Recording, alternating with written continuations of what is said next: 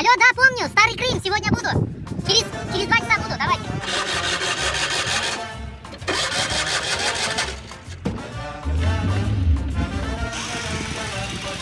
Ой, что случилось? А вот на свадьбу ехать машина сломалась. Уже не знаю, что делать. Поехали возле нафты, я как раз свою менять собираюсь. Там и поменяешь свою рухлядь. Поехали, брат. Давай.